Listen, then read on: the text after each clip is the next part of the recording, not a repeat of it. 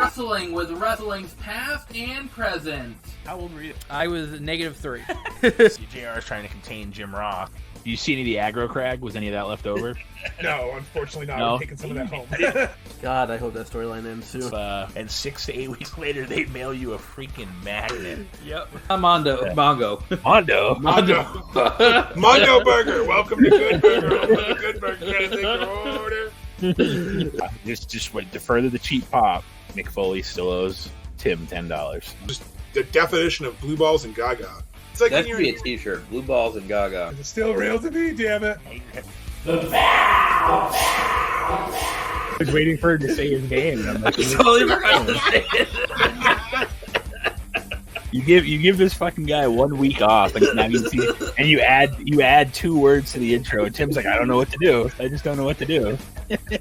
We've been doing the intro for 200 fucking episodes the same way. That was the most asinine shit that I've ever seen. Like, it just like, that was a storyline. A man ate his dog. Reason to come here and listen to ourselves talk. Absolutely, And then you can listen to us too.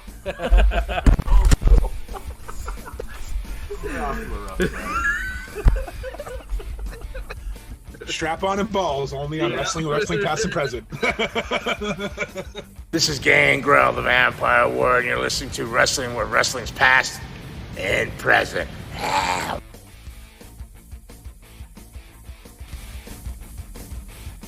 All right, welcome to another episode of Wrestling with Wrestling's Past and Present. I'm Roland Fulis.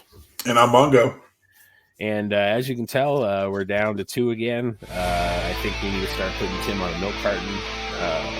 We can't find him. He's missing. I hope you're all having a nice day. Maybe we can, like I said, get him on a milk carton. See if we can get him to turn up. That would be nice. I don't know. Do they still even make milk cartons nowadays, like the big one? I don't know. I know almond milk does, so I guess we can put him on some of like the almond or oat milk. Missing, hasn't been seen in weeks. But yeah, Tim had another situation where he had to deal with some stuff. So Mongo and I are covering for him again. It's one of those things where, like we mentioned last week, like clearly we know we're better as a group of 3. So hopefully whatever Tim has going on, he can situate as soon as possible, so that way he can be back with us, and we don't have to. We like to give you guys shows and everything, but it showed the dynamic of a 2-man booth is a little bit different than a 3-man, and it shows in our viewership and in our listens. So, hopefully we're back to that sooner rather than later. No, I hope so. I'm wondering if he's just avoiding WCW, but it's not WCW 2000, so right. We're going to WCW 94, so I'm not quite sure, but yeah, I hope you're back soon, buddy, because like Roland said, you guys appreciate that we put a show up, but you really, really listen when there's 3 of us. Our stats and numbers show that, so we appreciate it. We're still going to try to get a show out there. I know, we're not as big as Bruce, but we try not to do the remix like he does. So we at least try to get you a show, even if it's just Roland and I, or Roland and Tim, or Mongo and Tim. But hopefully we can get to the 3 of us, because, just like the candy bar, the 3 Musketeers are better than, a twofer. Well, and I feel like for the last, I don't know, like couple of months, it's been like 2 of us, some combination of the 2 of us, like almost every episode. Like between you moving, and then I was sick there for a week, and then Tim has his personal stuff going on. So like, it seems like I said, just about every episode for the last couple of months has been some combination of the 2 of us. I mean, we've had a couple where it's been the 3 of us, but it just seems like we're doing more 2s than we are 3s lately. All right, Tim, you're a bowling guy. Let's go. Let's get that handicap fixed. Let's get us back to where we need to be. Right. Yeah, I know, right? Yeah, right now we don't have enough. We don't have enough pins to make the championship with the 2 of us. So. But let's get into it a little bit here. WCW Spring Stampede 1994. It took place in the Rosemont Horizon. Like we said, 1994 WCW. What's that? 28 years ago? Yeah, 28 years ago. That's crazy. That's gross to think about. Yeah. This is also Flair and Steamboat on top. 5 years after their trilogy. I know last week we kind of mentioned about the trilogy, and somewhat incorrectly, but like it was one of those things where we were kind of just like spitball and stuff. So I will say that this match, I mean, I know we'll get to that match, but I will say that even 5 years later, the match still held up to very high standards, I will say. So it was good to have two performers, 5 years apart, still being able to go on and put a good show on for the fans. And most notably, this is the last pay-per-view before the Hogan era starts in WCW. So, times are changing. Hogan's coming in, and it's going to be all about Hulk Hogan. And as we know with the NWO and everything else, as we move forward, Ric Flair was kind of the forgotten guy here. And yet he, for a long time in WCW, was the guy that carried the torch for the company with him and Sting and guys like that. And then you have a guy like Hogan just show up and they're like, oh, it's Hulk Hogan's show now. So I would venture to say that this was somewhat of a screw you to WCW management from Ric Flair saying, hey, like I can still go and look what I can do and stuff like that. So, because I would imagine by this time they already knew that Hogan was coming in, or if they didn't, they knew there was talks or something, I would think. And I think that's, it's funny to see Ric Flair kind of hanging out with Hogan nowadays, because back in the day they were not very friendly. Like you could tell that Rick was jaded by the way that Hulk came in, and all of a sudden it was just Hulk's show, and oh my god, it's Hulk Hogan, and the rest of these guys we can just shove to the back of the line, and that's that stigma that comes with Hulk Hogan. So it's unfortunate that people like Flair and Sting and the guys that were the flag bearers for WCW, and I know Flair left for about a year back in 92 or whatever it was, but like, Flair, when you think of Ric Flair, you think of WCW. Like that's just what you think of. I mean, he brought big gold to WCW. He brought his NWA title. He basically turned their championship to the iconic big golds. Probably one of the most beautiful belts that wrestling has, in all honesty. He put on, like you said, great matches. I mean, he just kind of suffered from bad booking in WCW in the later years, like you said, because it was the Hulk Hogan show. So when NWO came in, Flair was relegated to either feuding with someone to the NWO or having storylines with his kid, or just kind of like meaningless matches. This match that we're going to talk about later, it's him and Steamboat. I mean, back in 94, like you said, 5 years removed, it was still fresh in their mind. People remember the trilogy. I mean, when you think of wrestling trilogy, Austin Rock, Steamboat, Flair, like you remember the three matches. They may not have been perfect, but you remember the trilogy as a whole. And like you said, it shows that he could still go. This is, when he was in the prime of his career, and WCW kind of wasted a lot of what they had, because when he showed up back in WWE, he was at the tail end of it, and he wasn't the same as he was in, the 80s and 90s. But this was a really good WCW pay-per-view without getting too far into the matches yet, because this was kind of when they started to counter-program WWE a little bit. Like because this is when they were starting to really ramp up. Like the street fight later on was kind of a response to WWE having their street fight at WrestleMania. So I kind of like that. This was when they were really starting the competition, and it was kind of cool to see the different names that were eventually going to jump ship to WWE.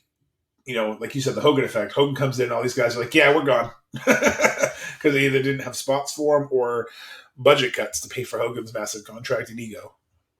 That doesn't work for me, brother. That was the other thing too, is that you hear, creative control. You wonder how much, that had to play. We know how much it did towards the tail end of the NWO and WCW, and it was, Hogan ends up having to deal with that whole thing with Russo and Jeff Jarrett laying down for him and all that stuff. So like we clearly know that would become an issue down the road, but you wonder how much, as soon as Hogan came in, you wonder how much it changed things. Just because they had the committee of booking committee for the most part in WCW before Bischoff took over. And even so, like once Bischoff took over, they still had a bit of a committee, but it was all kind of the NWO guys.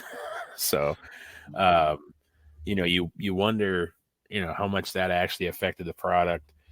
Whether it was good, bad, or indifferent. You had guys like Dusty Rhodes and Flair and, Jim Ross, guys like that were on the committee, for long periods of time.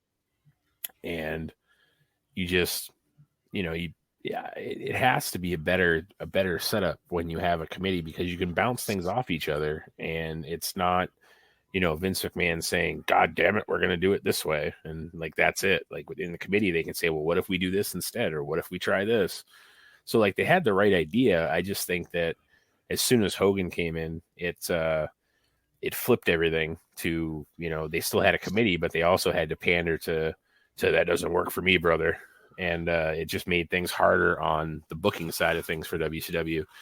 And they actually, for a little while, before Hogan turned heel, he even admits like he had gone stale. Like they just, once he came in, they had all that fanfare, and then about a year later, like no one gave a shit anymore. They were like, oh, it's Hulk Hogan, yay! Like they just it had kind of run its course, and you have the NWO pretty much save his career at that point, and the rest is history.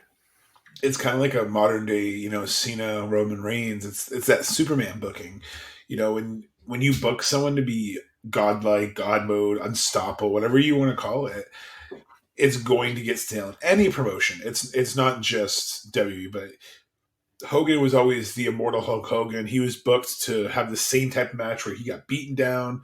He would Hulk up, he would do his thing, do the big boot, do the leg drop, have a miraculous comeback, get a huge pop for the win. But like you said, after a year, people are like, it's WCW. Oh, we've seen this for 10 years. We don't want this Hogan anymore. So the NWO did revitalize it. And I think that, watching these old shows kind of gives me an appreciation of the bookers and the wrestlers out there who understand history and try to either recreate, not so much the storyline verbatim, but try to recreate the type of storylines or recreate the type of booking. Because as you can see, the 90s weren't perfect too. Some of the finishes we're going to talk about today were kind of garbage. But the show itself was produced very well, and the matches, you at least felt chemistry in the ring. And that's what I think wrestling kind of lacks today in both AEW and WWE, is sometimes they just throw people together to try to see if it works, and it's just hot garbage. The quote unquote dusty finishes.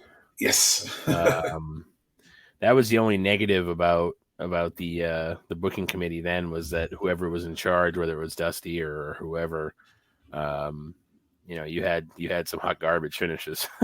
So, but let's talk about, there was 2 dark matches that were on this card. The first one being Danny Bonaducci. Yes, that Danny Bonaducci against Christopher Knight, and yes, Peter Brady. Yes, that Christopher Knight. So we had the Partridge Family versus the Bradys on the pre-show. Yeah, interesting. Interesting that Mongo tried to find some clips of this. We just couldn't find anything. Like you said. Yeah, there's no time for this either. It says NA, so I think this is one of those things that WCW is like, we're just going to scrub this from the history books. Like, this never happened. So because like clearly, I mean, there's no footage on it. It might have actually been a true dark match where they didn't even have the cameras up, which is maybe why it's hard to find footage of it. But yeah, I would imagine this match, you want to talk about hot garbage. I would imagine this match was probably like the old school bra and panty style matches where like the women would like slap fight each other. I imagine this match wasn't much better than that. I mean, credit to Tna Lockdown. Like later on in his career, he actually took wrestling serious. I know he fought someone at Hulk Hogan's. Like he had like a hardcore match in Hulk Hogan's Celebrity Wrestling that didn't look too bad. And I know I joked with you off air because next week we're going back to Lockdown. Spoiler alert! And in Lockdown 2009, he fought Eric Young in a steel cage. So he stayed in the wrestling game, for a while, which is really strange because if you don't know about Tna Lockdown, he had a really rough life. I mean, one of the most iconic images that's in my brain, it's sad that it is he had this reality show for a while. It was like Breaking Bonaducci or something like that. Yeah. And he's on the sidewalk with a giant bottle of orange juice, and he pulls out of a paper bag a giant bottle of vodka, and he just proceeds to pour the whole bottle in the orange juice and just sits on the street and chugs orange juice. And it's just like that. That's just sad. Like, and like the camera's just filming it. Like nobody's like getting him help. They're just filming this poor guy's destruction. Yeah, they're like, train wreck, awesome. And meanwhile, this guy's literally screaming for help in like every possible way. So I agree with you. I'm not quite sure Bischoff had mentioned it wasn't his idea. It was, some of the people in the booking committee who kind of wanted to bring this in, to pop the crowd. But they're in Rosemont, Illinois. It's not like they're in LA. It's not like they're in New York. They're in the middle of Illinois in still the crux of winter. This is April, so it's still pretty friggin' cold over in Illinois in April. So not quite sure what the draw was here, but I can see why, like you said earlier, they probably erased it from history. So unfortunately, this probably won't be one of those hidden gems on the Peacock. Yeah, they decided, well, WrestleMania can have celebrities. Why can't we have celebrities? And God damn it, we're going to let them fight. It's like, I don't know if that's a good idea, but they decided to do it. The second dark match moving forward was Pat Tanaka and Haito. I don't know. I don't even know how to say that. Haito, maybe. Haito. I don't know. Haito for anybody that wants to look that up. I have no idea. I don't know if it's like a play on Kato. Like, I don't know if that's where they're trying to go with it. But anyway, they called him Tanaka-san during this match. So yeah, so maybe. But they defeated the Sullivans, Kevin Sullivan and Dave Sullivan. Obviously, if you don't know, if you're a wrestling fan and you don't know who Kevin Sullivan is, you're probably not actually a wrestling fan. Well, Kevin Sullivan and JJ Dillon were just on. Was it Steve Harvey? Was it Judge Steve Harvey? Was that the show they were just on? Yeah. JJ was owed some money from Kevin Sullivan, I guess, and so Kevin Sullivan's still in the news today, which I think is funny. And, he was also one of the known bookers in the WCW booking committee era. So, Booker man. Yep.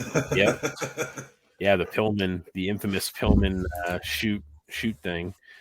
But, I imagine this match wasn't, too much to write home about. I assume that it was just, again, we don't have a time for it, but I assume it was just kind of there. I don't know what kind of riveting content you can get after Dana Bonaducci and Christopher Knight fighting each other. So, I mean, I'm not gonna lie, and I forgot Kevin Sullivan had a brother. I forgot. Yeah. I guess Dave Sullivan, he kind of got like Marty Jannetty, because I remember Kevin Sullivan as his weird like Edge's gimmick now kind of runs what Kevin Sullivan was, like the dark and brooding. Right. Like, I feel like Kevin Sullivan was like Gangrel before Gangrel. Like, that's what I always remember him as. I don't remember his brother. Fun fact, I don't even think they were related. I think it was Kane and Undertaker, because if you look, Kevin Sullivan's legitimate name is Kevin Francis Sullivan, and Dave Sullivan's name is William Adolph Danehauer Jr. What an unfortunate middle name. Yeah, I think that I don't even think they were actually related. So it's kind of like Arn and Ole and, Undertaker, Kane. Spoiler alert, if you don't know, Undertaker and Kane are not really brothers. So you're telling me that Undertaker and Kane aren't brothers? No. Yeah, I'm telling you that Glenn Jacobs and Mark Calloway are in no way, shape, or form related. Yes. It wasn't until about probably like 10 years ago that he found out about Arn and Ole. And I was like, I didn't think they looked alike, but I just thought it was one of those like they looked just enough alike where like they could have been cousins or like something. But yeah, no, they no relation there either. But I would imagine that this match wasn't too much to write home about. I was gonna say it doesn't even have ratings from Meltzer, so clearly he didn't even watch a copy of it. Well, that's what I'm thinking. They didn't even have the cameras up, because there's no footage of the. You would think that Dana Bonaducci and Christopher Knight, if they had footage of that, it would have been all over the internet even today. So I just think there's just no footage of it. I think they didn't bother recording. It was a true dark match, and that's just the way it was, I guess. But moving on to the main card, you had the first match. You had Johnny B. Bad, which was also Mark Marrow, if people didn't know. He defeated Diamond Dallas Page with the Diamond Doll, who was also formerly Kimberly Page, again, if people didn't know, in a singles match in just under 6 minutes. This match with Johnny B. Bad, you're setting up the pay-per-view to try to get the crowd on their feet off the bat. Johnny B. Bad was that type of character that, kind of high-flying, that character, that kind of related to the fans, that would get the fans going, that was just exciting to watch. And Diamond Dallas Page still pretty green at this point, just kind of really breaking in as an actual wrestler. But it was still a pretty solid match, really. I don't think Diamond Dallas Page would look back on this match and say it was one of his best matches, but for someone who had been around the business for as long as Page had been, to then try to become a wrestler, later on in life, I think he's one of the more higher rated success stories out there of somebody who, persevered and made it, and not only made it, but made it very late in life, as you look at age for a professional wrestler. But I think that Johnny B. Bad, that character, was very over in WCW, and then I know when he came to WWE, they tried to be the wild man Mark Merrow, and they tried to kind of continue that, and it just didn't quite work out. Yeah, I agree. I enjoyed this match too. I think it was just a little too short for me. I think it could have gone a little bit longer to help it out, but it's two friends wrestling, because DDP nowadays will always post pictures of him and Mark Merrow, like at his performance facility in Georgia. So you assume they were probably friends back then. So this was definitely, the veteran helping out. Like you said, the more green wrestler. You had the babyface go over against kind of the up-and-coming cocky heel, coming out with his cigar and his perm and all, jazzed up. Like, he was over the top, and it's what wrestling was. And this is, it was good storytelling in the match too. It was, him, DDP making mistakes and Johnny B. Bad capitalizing, and him getting the comeback, and like you said, getting the crowd going. I agree with you. I liked Mark Merrow in WCW, but WWF just, when they tried to make him the boxer, it didn't, and tried to make him like intimidating. It wasn't the same.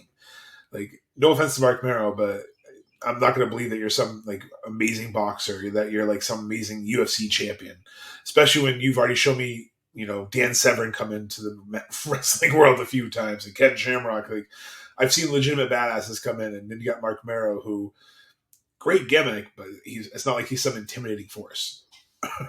Yeah, he went from Wild Man Mark Merrow to Marvelous Mark Merrow pretty quickly, and really all it was a fucking haircut. It was the same guy, just with a haircut, and he did a lot less high-flying stuff. Like you said, he did more of the I used to be a Golden Gloves champion and all this crap, and like you said, it was one of those gimmicks that just didn't really fit the character, because, like you said, it wasn't very believable that Mark Merrow was a badass. Like, it's just, after seeing him be Johnny B. Bad, after seeing him be Marvelous Mark Merrow, it was kind of hard to believe that he was like this, rough and tough badass kind of guy. So, like, I agree with you that, like, when he was Johnny B. Bad, the character was pretty cool. The crowd, he was over like hell with the crowd in WCW, and yeah, it's just everything that he did. The only thing he did for WWE that was of any relevance was bring Sable with him. Yeah, it's like, I want that. Yeah. Well, that according to Pritchard, that's how it went. Like, after the fact, Mark Merrow and Sable went in for an interview, essentially at Titan Towers, and after they leave, that's what Vince was like, did you see that? We need her.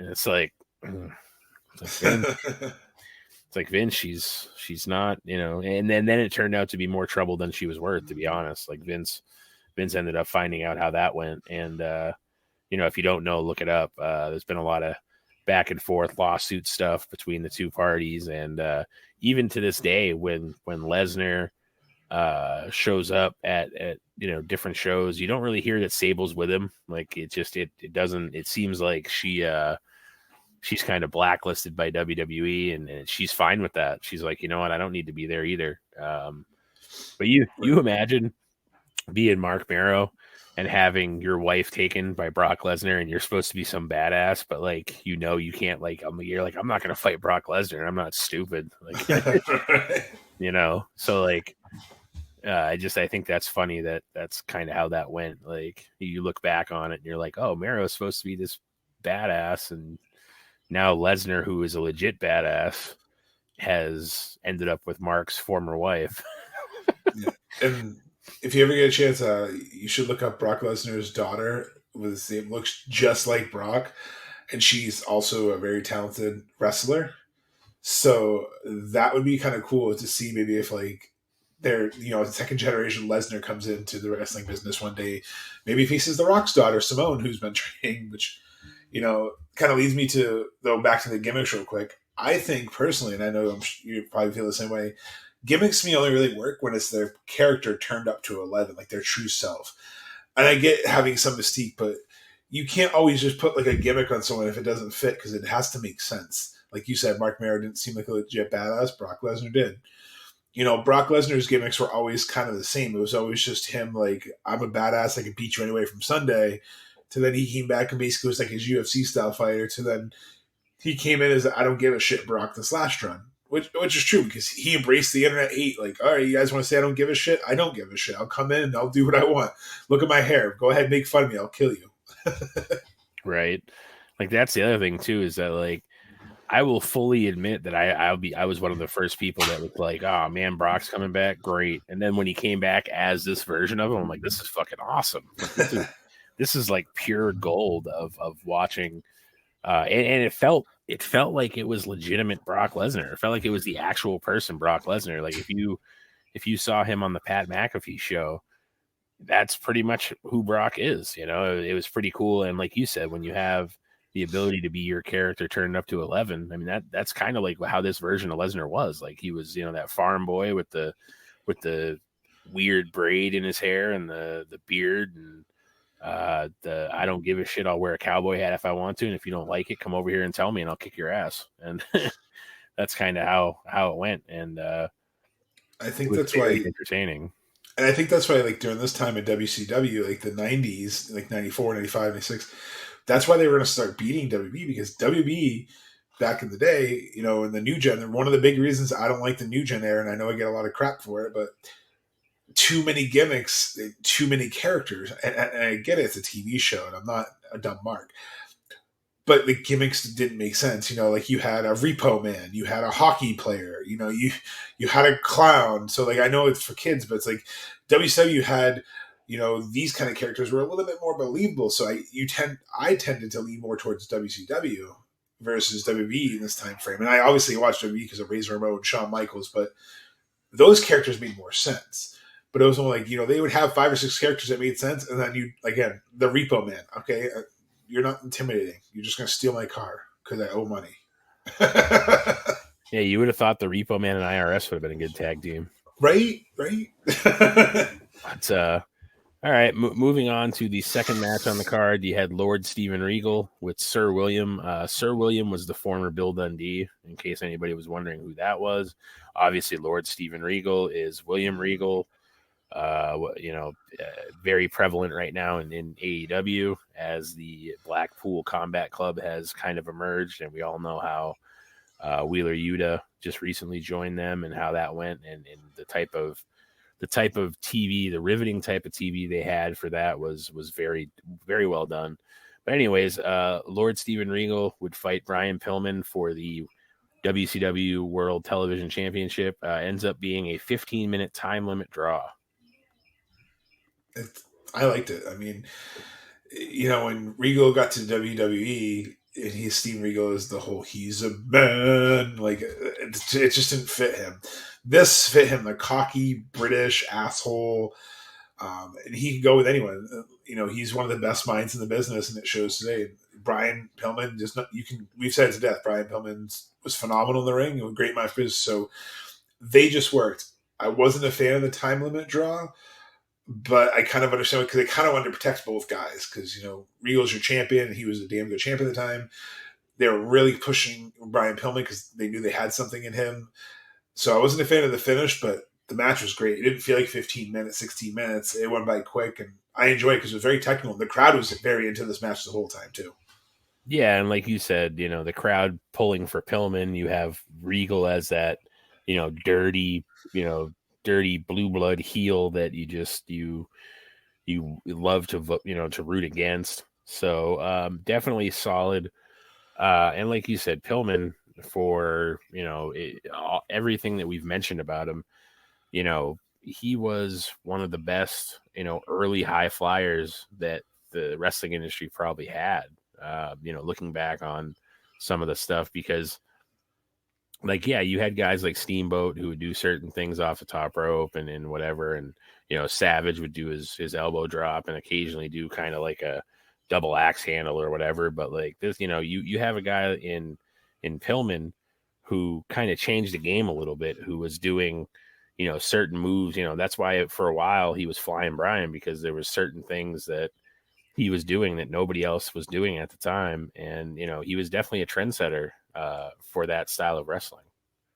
No, absolutely. Because when you look back in the early days of wrestling, the ropes were just there because essentially they were using the traditional wrestling sense that it's just, you get, if you leave the ring, you're out. You get disqualified, you lose the match. So the ropes were there for the squared circle to keep, the action inside the ring. And like you said, it wasn't until Snuka and Steamboat and Brian that people started realizing that they could do offense off the top rope, because most offense came off the middle turnbuckle. The double axe handle off the middle turnbuckle, or the always terrible fist drop. No offense, I know it was an iconic finish from people, and they would get on the second rope and they would just, sorry Jerry Lawler, I love you, but it didn't look intimidating even back then. You come off and you're barely driving your fist in the person from the second rope. You're like, does that really do anything? With the way you're selling. Right. So, it took him innovating it to now where every day it's like a superplex. When you first saw a suplex, you're like, holy shit. Now it's like a suplex is every match. So it's crazy how something went from so rare to so commonplace, and people like Brian Pillman were the ones who essentially invented it and made it popular. Yeah, exactly. The next match was a Chicago street fight, and it was the Nasty Boys, Brian Knobbs, Jerry Saggs, defeating Cactus Jack and Max Payne. Max Payne was the former Man Mountain Rock in WWE, if you weren't too up on who Max Payne was. Worst pants ever, dude. I don't know what those fucking pants were in this match. Yeah, and this, I have mixed feelings on this, because the Nasty Boys are always kind of like a brawler type of team anyways. So they fit, and then obviously we know what Cactus Jack, what Mick Foley, the legacy that he had as a hardcore legend and stuff. Max Payne fit into that kind of thing too, with being a bigger kind of bruiser type person. But I felt like this match, like Mongo said, it was more kind of to combat the WrestleMania match versus it having a purpose, I guess. It's kind of how I took it. It's just we're going to have a street fight. And it kind of showed in a way that it was, how do I want to word it? It kind of showed that it was not as important, I guess, as it could have been, because there was really no purpose to it. I guess that's the best way to put it, is that usually when you have these style of matches, it's a blow off type of thing. And, obviously you have the Nasty Boys, the legitimate tag team, and then you have, Cactus Jack and Max Payne. So it's okay. I get it. And it was them capitalizing too on Cactus Jack. I mean, his ear's still literally bandaged from losing it a few weeks ago. Yeah. So first of all, the fact that Mick Foley, you're a crazy son of a bitch. You still owe $10, but you are a crazy son of a bitch. You know what we should tell Tim when he comes back next week? Be like, hey, Mick was looking for you, but you weren't here, and he had $10 for you, but you weren't here, so you missed it. Right. But yeah, I still can't believe that dude fucking wrestled. He had the bandage on his ear, so it was, and they were acknowledging, but it was legit. He lost part of his ear if you don't know, when he was over in Japan, he got tied up in the ropes. They did the hangman spot where you get your neck tied up in the rope. And when he did it, the rope came, took his ear, just ripped it right off. So I don't know how anyone who, I'm sure that's a tremendous amount of pain, would want to go this, but I think it was WCW going, well, we have this, deathmatch wrestler. He's known for being hardcore and crazy. So we'll find someone who will take a beating. We'll have him fight the Nasty Boys, who they'll love to do this kind of thing. So like you said, it was just kind of thrown together. It was for the titles, but you knew Cactus Jack and Max Payne weren't walking out with the titles, right? And no offense to who Max Payne is, dude, your wardrobe was terrible, and that dude could not wrestle. He could not, like, I can kind of see why he fizzled into obscurity. He looked lost. You know, there was a spot where he was supposed to come back in the ring, and Sags was beating down Cactus Jack, and he's like staying at the apron. He's like trying to come in, but he's like, I don't think he knew his timing, so he kind of just stood there awkwardly. I'm like, so your partner's getting beat down, and you're watching him get beat down. Yeah, you're just hanging out watching. It's like Jeff Hardy dancing on the way to the ring. It's like, stop dancing and come help. Like, what the hell? But yeah, it was one of those things, like you said. It felt very thrown together, you know. But I mean, to be fair, Sags and Knobs were known for this style of match anyway, so it made sense to have them in there. It's just too bad that Mick couldn't have had a better partner, I guess is probably the way to put it. No offense to Max Payne, but he's definitely in the hot garbage portion of the show. So I think that took away from it a little bit, but it still wasn't a bad match by any means. But it definitely kind of just seemed like we said, just thrown together. Which is surprising because Meltzer gave it 4.5 stars. So that's kind of surprising. Yeah, well, and you know, like I said, it wasn't a bad match. It definitely was a solid match. It's just for me, like, maybe I look too much into it now that I'm older, but like for me, stuff like this needs to have a better story as to why we're doing it. No, it makes sense. I mean, like you said, if I'm watching a street fight, it's usually because it's a blow off, or it's you know, like a perfect example recently was AEW a few years back had Santana and Ortiz against the Best Friends in the parking lot brawl because they had been feuding for months and months and months, and that was the blow off to their feud. They beat the living shit out of each other in a parking lot. You know, WB, you know, at Manias would have some of these street fights for matches that, you know, they tried in the ring, and they're kind of teasing it with Sami Zayn now with McIntyre. They're going to do a lumberjack match, and who knows, they might go to a street fight. But it's like when you have that feud that needs to end, that's usually, like you said, a good place for it. So it was almost like they came in, were like, we hate you, we're going to blow this feud up. Oh, okay. Right, exactly.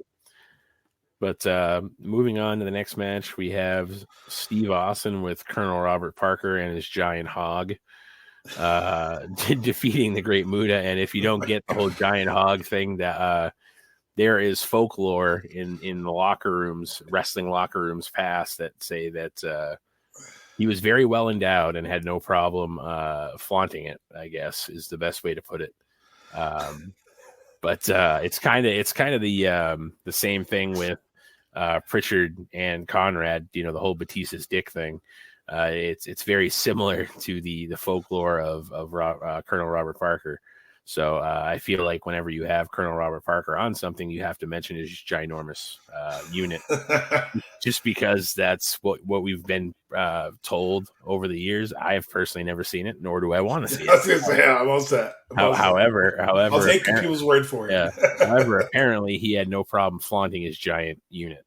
So anyhow, you have Steve Austin is the United States heavyweight champion facing Great Muta.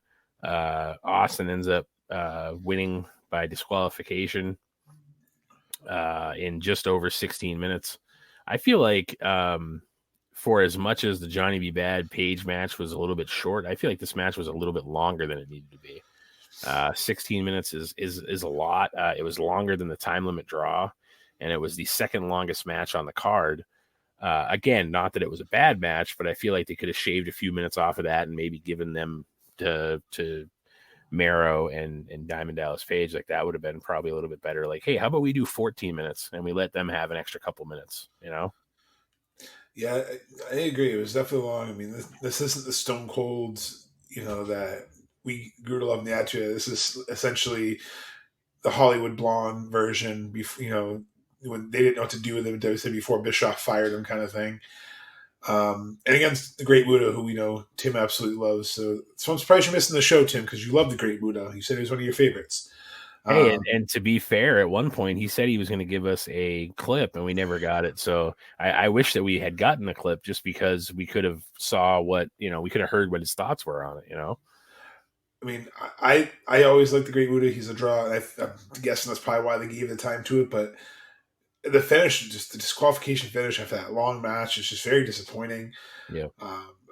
You know, that's kind of what I'm talking about. Some of the finishes here was just clustery, and it's going to get a little bit clustery later. It took away from a decent match. Like if you said, like you said perfectly, if this match was like 10 minutes, and then that happened, you'd be okay with it. Maybe give those like extra 6 minutes, like to give to the Mark Mero. That the timing was just a little weird, and honestly, I think it was more just a let me up match for the next one anyway. Like the one that I really enjoyed the most for Sting and Rick Rude coming up. Yeah, I mean, perfect segue to go right into that match. This match might be the best match on the card. Obviously, you have Flair and Steamboat later we'll talk about, so like there's a chance that it's probably between those two, to be honest. But you had Sting defeating Rick Rude for the World Heavyweight Champ or the International World Heavyweight Championship, which I guess is like their version of an Intercontinental Championship, kind of. I guess it's probably the best way to look at that. I don't know. It's weird. It didn't last very long for a title. No, but I think it was kind of their version of an Intercontinental Championship, essentially. I think we can both agree that they had too many mid-card titles here. Like they had the television title, they had the United States Championship. They now have this International Heavyweight Championship, which, like I said, seems to be essentially like an Intercontinental. They're saying international kind of thing. So, interesting title here in WCW. It reminds me a lot of like 98, 99 WF when they had like European, the Intercontinental, the light heavyweight. It's like there's so many mid-card titles. I agree. You don't want too many titles because then you make everything else meaningless except for the world title. I'm glad that we saw this match because, again, it was phenomenal. It's actually fun. It's fun in that fact it's Rick Rude's last pay-per-view match because he would go to hurt his back in a few weeks and end his career. So it's kind of fitting, I guess, that he dropped the title to Sting and kind of put Sting over because this is really the spark for Sting. This is, this is really, next year or so he's going to get into Crow Sting. But this is like kind of the spark where they saw, okay, Sting can carry a belt. This is him getting the tryout. He put on a great match. I mean, Rick Rude can work with anyone, but he really helped elevate Sting. I saw a post the other night that kind of boiled my blood, which reminds me, it says, "Oh, who's the GOAT in wrestling?" And everybody's like, Roman Reigns. And I basically commented that I hate when they use GOAT in wrestling because it's such an overused term anyway.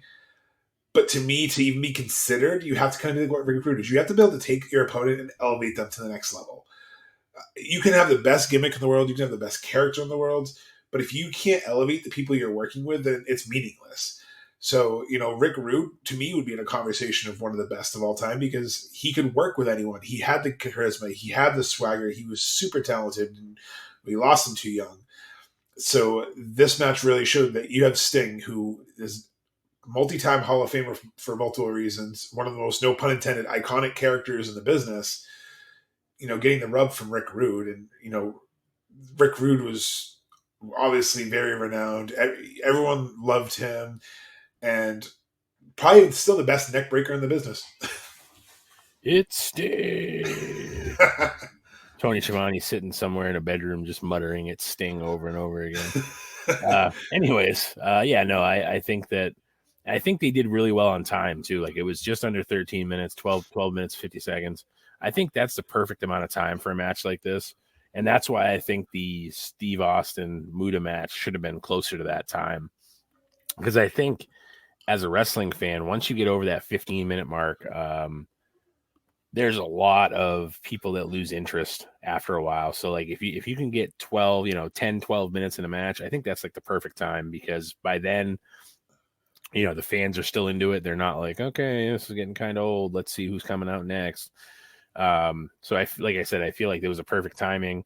And like you said, Rick Rude, one of the unsung heroes in wrestling period, who could have a match with anybody, elevate anybody, was the believable, slimy, sleazy kind of heel that you kind of needed to have for the baby faces to go up against. So a very solid match. Like I said, this match might be the best match on the card. It's tough.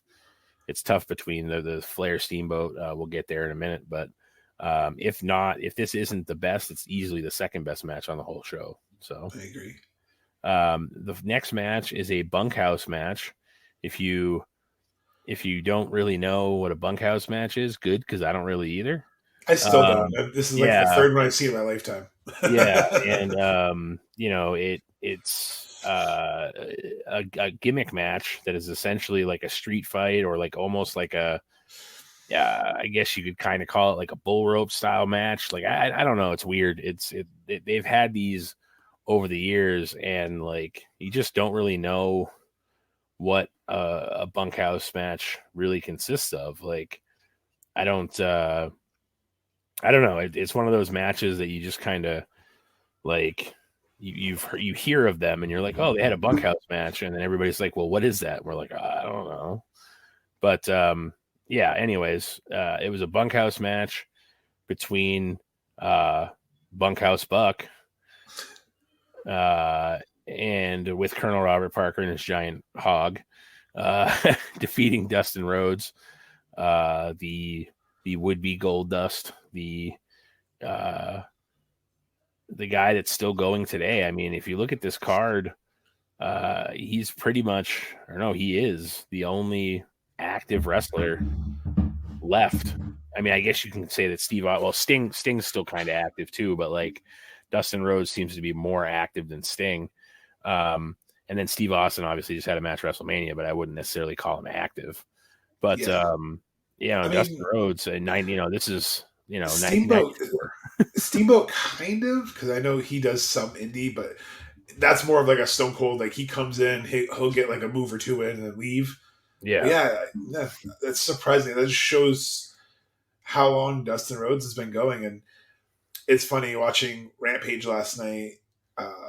Emily and I were talking. He was, talking like, I've been on this last ride for a long damn time, which makes sense. You have. And then I liked how he said, I want a dream match. I want to challenge him. Like, please be CM Punk. I don't know what made me think of that, but I was like, please be CM Punk, just because I feel like that'd be a cool rub for CM Punk to help put over to help basically be another legend.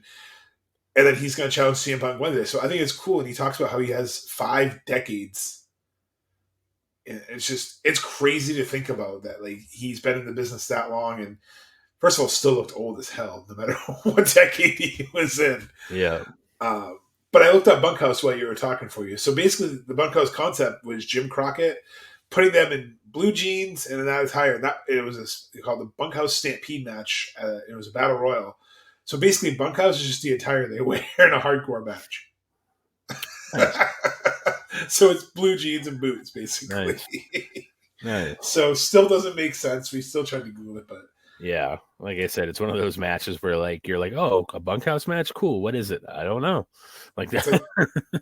Like when Undertaker had that graveyard, not graveyard. What was the AJ Styles match? What did they call that match? The cinematic one they did there. Yeah. Like when they came up with that name, I was like, what the hell does that match even mean? Like sometimes they just they put a Boneyard. Boneyard. Thank match. you. Yeah. You're like, okay, you're just gonna put a name on what kind of match it is, and disqualification. Like, I feel like if you're gonna have a name to a match, you should at least be an established name. Like earlier, we talked about a lumberjack match. We kind of know what a lumberjack match is, but if they came out tomorrow and said we're gonna do a zippity doo dah match, we'd be like, the fuck does that mean? Right. No, you're 100% right. Like I said, to this day, we still don't actually know what a bunkhouse match technically consists of, like other than blue jeans. So yeah, this match was kind of along the lines of the Nasty Boys and Cactus Jack and Max Payne. Very similar type of match. I know they were named differently, but like it's essentially a fancy way of saying it's a street fight. And it was nothing special, to be honest. I mean, it was a physical type of match with some, spots in it that were entertaining. Don't get me wrong. But this match and the next match to me were two of the matches that like you didn't necessarily need to see on the card. No offense to the combatants in these matches. Like they just, it's kind of like after the Sting Rick Rude match, like it's kind of hard to follow that. So it also maybe makes you feel like it's less of a match too, because you just saw that, like, when they had the Hell in the Cell match and Triple H and Jericho had to go out to follow that, it's kind of hard to follow that. Or no, Triple H and Kane. Sorry, it was Triple I know H. what you meant, But it just, I don't know. It was, to me, it was just kind of there. It wasn't a terrible match, but it also wasn't anything special. If I was Dustin Rhodes, what I would do right now? I would piss off Jake Hager. Like, remember that time I beat your daddy's ass in a bunkhouse match in WCW? Because for those who don't know, Bunkhouse Buck was Jack Swagger Sr. that got attacked by, speaking of Kane, I got chokeslammed by Kane when they had their feud. Yeah. But no, I agree. I think this was kind of their answer, like the ECW style match. Like it was just a brawl. Dustin bled like a stuck pig, not Colonel Robert Parker's hog pig, but like a stuck pig. It was just there for me. I mean, I watched it, but I wasn't tuned. This was my check my phone match because I was like, I've already seen a hardcore match tonight. Like, it was decent. Bunkhouse Buck is terrible. Like, I'm sorry. Like, Dustin was trying his best, but like he had to move slowly. It wasn't the right piece. I feel like if it was Dustin Rhodes versus Cactus Jack and that was your hardcore match, probably would have been a great match because they would have had decent story in the match. Right. But it was just kind of there. Another one that Dave gave 4 stars to, which I'm a little surprised, but probably just because the name in it, Dustin Rhodes, it's a Rhodes. I don't know, but see, that's why you can't always trust Meltzer's ratings because I feel like he just makes shit up. Yeah, and I like how you made that attempt to try to get me to spit my Powerade all over my laptop there with the Robert Parker thing. That was pretty good. Moving on, this match to me also was just kind of there. It's Vader with Harley Race defeating the Boss, Ray Traylor, Big Boss Man, whatever you want to call him. This, like I said, whenever you have a match with 2 bigger guys,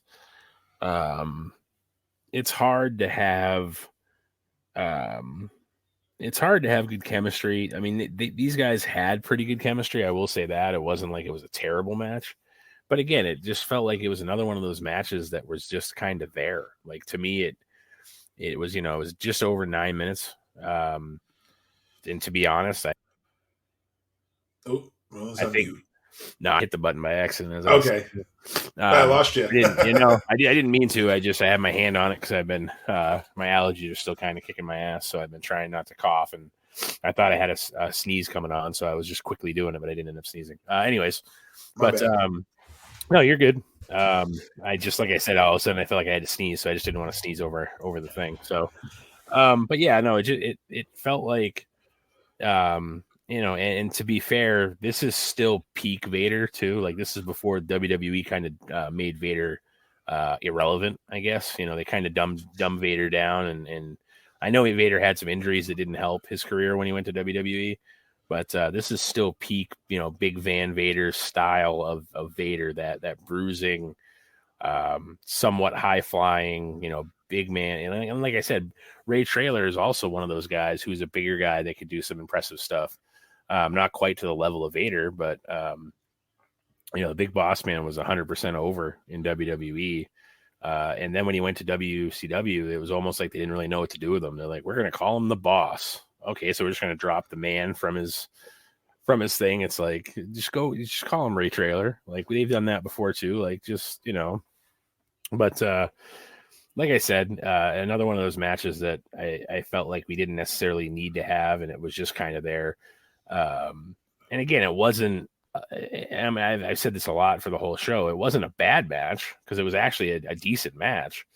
It was just, when you're following Sting, Rick Rude leading up to Flair, Steamboat, it's like, doesn't really matter what you put in the middle. Like it's just not, you're already looking forward to the main event, especially after you saw Sting and Rick Rude. So and the last 2 matches, the Bunkhouse and the Vader match, and I love it. They just, because of the meaning behind them, the lack of meaning, it felt more like that was your episodic match. That should have been your episodic match, because then, like, Vader's, not even feuding with the Boss. He's feuding with other people, but he's fighting Big Boss Man. So, like, it was kind of confusing, and his eyes bleeding the whole match. That's all I could focus on. Like, I was like, oh, man, did his eye pop out again? Like, and like you said, Big Boss Man, super underrated. He was very appreciated in the 90s, left WWE, went to WCW, kind of faltered, came back as like a more badass, like SWAT team version of Big Boss Man. When when he dragged Big Show on his daddy's coffin through the graveyard. Just another one we lost too soon. He was very good. It's just he was always stuck with a gimmick that just he tried, but as Tim said in our opening, he made a man eat his dog too. That's what I'm just gonna say. I'm like, he made a man eat his dog. But I give credit to Ray because he did his best. He was good in the ring. It's just another thing that gimmick just kind of killed. Like if they had just taken his real life personality and maybe turned it up a little bit, like they kind of did towards the tail end where they made him more of a badass psychopath. It was working, and then it's a shame, that he would pass away 10 years after this match. But like you said, it was just kind of there. It was two big men just kind of beating the shit out of each other, more just to kind of cool the crowd down because the next match was about to light them up. Yeah, have you seen the image of Ray Traylor's daughter? Posted a picture of her son holding a Big Boss Man figure like in the package. And it legitimately says like when he doesn't know that that's his grandfather. So like it's kind of a cool thing. Like it's one of those things where the kid is like enthralled with this figure and it's actually his grandfather. So like it's kind of cool. That's awesome. But yeah, like you said, Ray Traylor gone. Another one of those guys like Rick Rude that was gone too soon. But yeah, so definitely leading up to this main event, it would have been hard to be any match in that spot. But, as we've been talking about for most of the show, we've made it to the main event. We have the Nature Boy, Ric Flair, against Ricky Steamboat in a singles match for the WCW World Heavyweight Championship in 32 minutes and 19 seconds. And it didn't feel like 32 minutes and 19 seconds. This is one of those matches that you knew was a longer match. But then when you look at it and go, holy fuck, that was a half hour. Like it didn't feel that way. And this was the double pin style of finish. And again, we mentioned that there was some iffy finishes on this show. And this was one of them. It's too bad that that's the way they decided to go with it. I guess I can kind of see why they wanted to keep the title where it was, but they also didn't want Steamboat to look bad. But it's too bad that someone in WCW has this stigma, unfortunately, of having finishes like this, where like they can't just pick a winner. It's like just let whoever is supposed to win go over in the middle of the ring, and it unfortunately takes away from the match a little bit because it was such a crummy ending. Because that's the last thing you remember. You're like, man, they had a banger of a match, but boy, did that ending suck ass. Like it's one of those, in your memory, the last thing you see is that, and you're like, oh, well, that's kind of sucked. But and they didn't even like resolve it. Like they were trying to explain, like in kayfabe, like, well, it's a double pin, so it goes to the champion. And then you have Tony Schiavone like, well, we got to talk to management to make sure we have the right decision made, and we'll find out. It's like, so stay tuned. It's like, okay, but the audience isn't hearing this. Right. The audience in the crowd just sees the double pin. And like you said, so like they just saw a great match with a disappointing finish. And I get it because you don't want to make Steamboat look bad. You're not having him win the title. You don't want your champion to get pinned and lose the title. But it's like you said, they booked themselves into a corner because it's like the committee must have been like, we want Flair. Well, we want Steamboat. Well, we'll do both. Right. They'll both win, and then Flair will keep the title. Problem solved. And it's like, no, because you just made one of those iconic Dusty finishes where they're like, and Dusty's like, well, what we'll do is we'll just have them pin each other, baby. And it's like, no. Like, why? He's like, here's what we'll do, baby. I mean, it could have been easily as like, Ric Flair could have easily done and like held the tights and screwed over, and they could have set up another match or something like that. Yeah. Just, I know hindsight's 2020. I know it's easier to say, well, they could have, should have, would have, but I think that's kind of what took this match on. I love this match. So far, we've seen at least 2 or 3 Ricky Steamboat Flair matches, and I've enjoyed them all.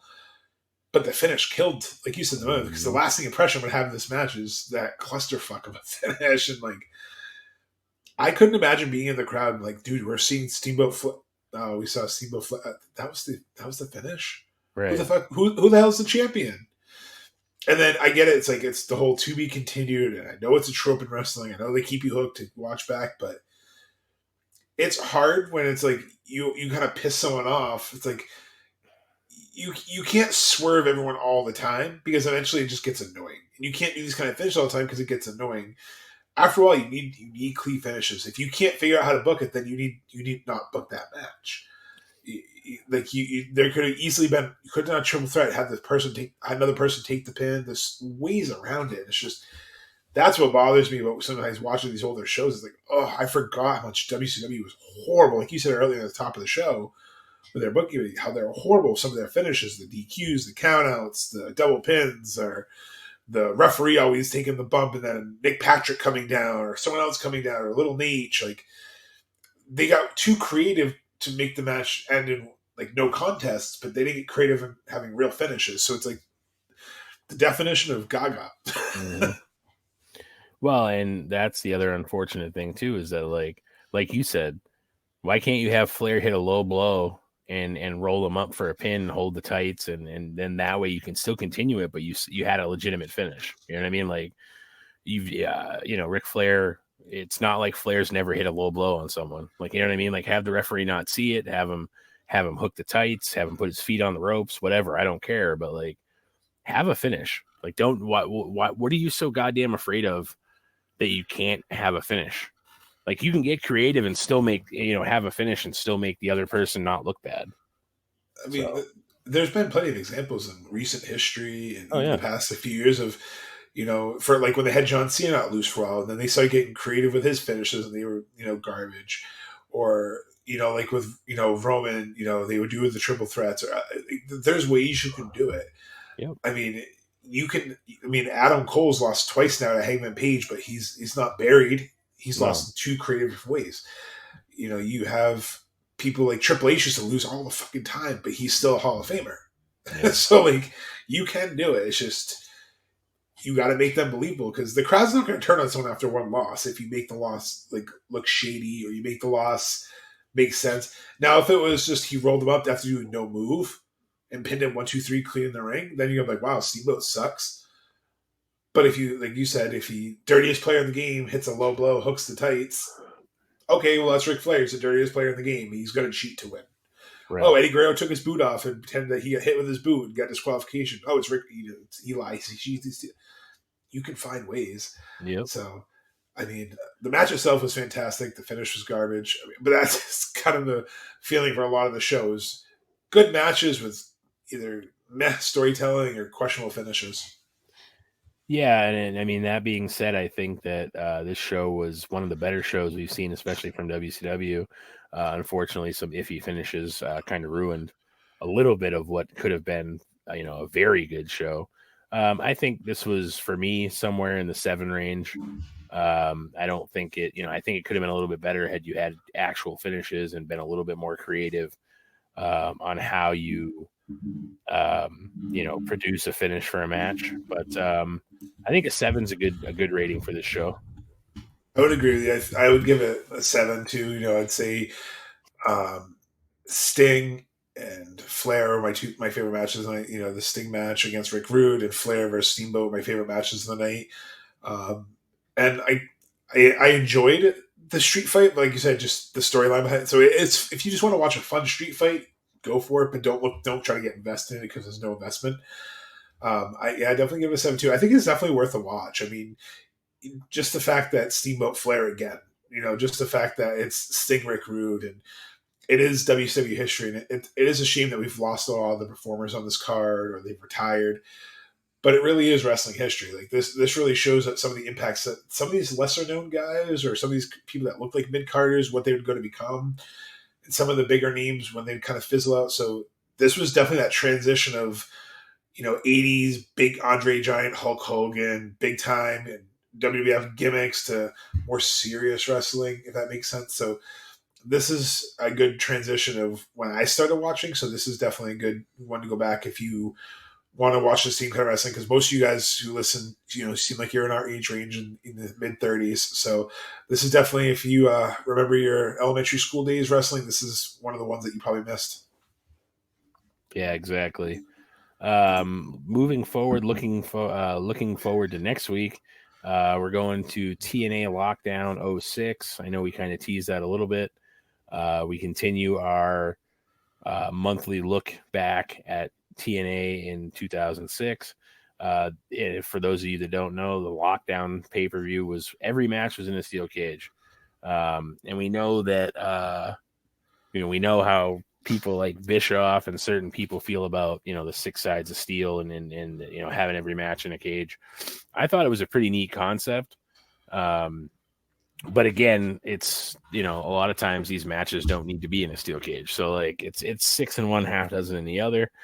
But there's, if you're looking forward to next week, you have guys like Christopher Daniels on the card, Chris Sabin, Christian, you have Sting. Samoa Joe, Team 3D, like you said, AJ Styles. There's all kinds of big names. And to be honest, looking at the card on paper, it looks like it should be a really good show. And to be fair, a lot of these TNA shows have been really good. So we question some of their booking and some of their, 8-man and 6-man and stuff like that. But to be honest, these TNA shows have actually been like a breath of fresh air. No, I agree. And I know Tim's going to be looking forward to the Bob Armstrong Conan arm wrestling match that they're going to have. But no, Lockdown, I like a lot because, we've now come a full year of TNA shows because we started with Lockdown 05. Roland had the idea last year that since TNA 2005 lined up with our, dates that we try to do shows on, let's do it. You guys loved it.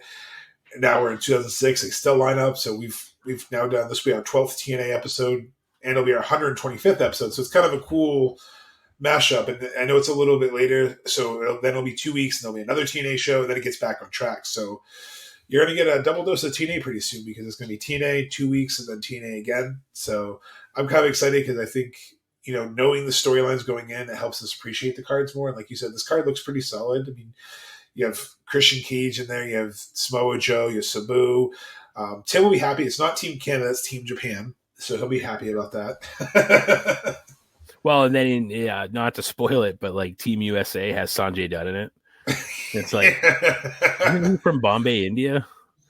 But I think it's funny too. You have Sanjay Dutt and Jay Lethal, who are now back together in ROH, doing their thing for AEW ROH.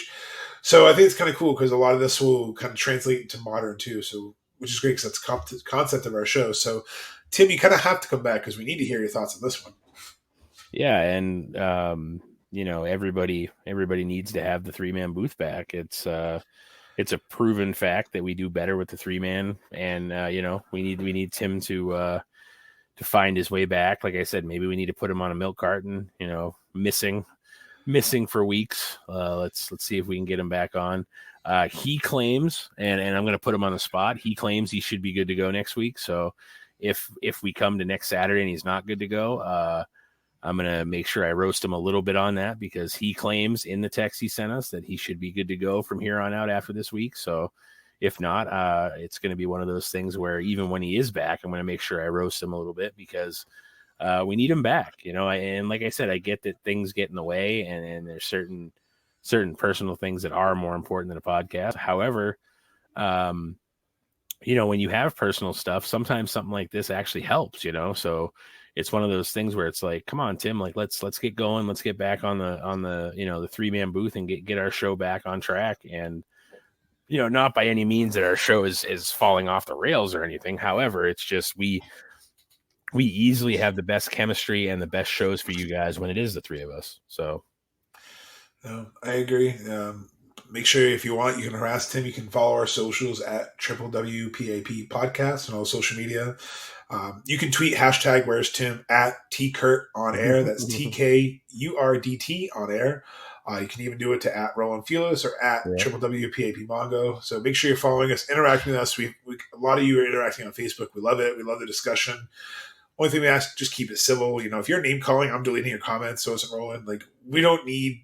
Twitter's already toxic enough. We don't need that on our socials too. We just want to have discussion, talk about wrestling. We like to have fun. So like I said, you can rib Tim all you want. Hashtag Where's Tim. If anyone's good with Photoshop, go ahead, Photoshop things. We don't care. Just keep it fun. I have a good time doing the show, so I'm looking forward to the 3-man booth. You know, I've known Roland since we were kids. This is great. So I get to talk with my best friends. So we're glad that you guys are listening. So we hope you keep listening. That's why I want to do the 3-man booth. Well, and that's the other thing too. Like now that you've moved to North Carolina, North Kakalaki, you are further away, but you can still get the show under your boots. So like, I mean, I know we do this on StreamYard, so like it doesn't matter how far away you are, but it's like, Tim, Mongo's not even in the state, and he finds a way. So come on, Tim, come back to us, baby, come back. Yeah, right. But all joking aside, you know, hopefully Tim sorts out his stuff he's got going on, and he returns next week, and we can rib him a little bit in person. Absolutely. So, but I think that's a good way to end the show. Like I said, TNA Lockdown 06 coming at you next week for episode 125. Until then, I'm Roland Fulis. And I'm Mongo. And this has been Wrestling with Wrestling's Past and Present. Tim, come back. I hope you're all having a nice day.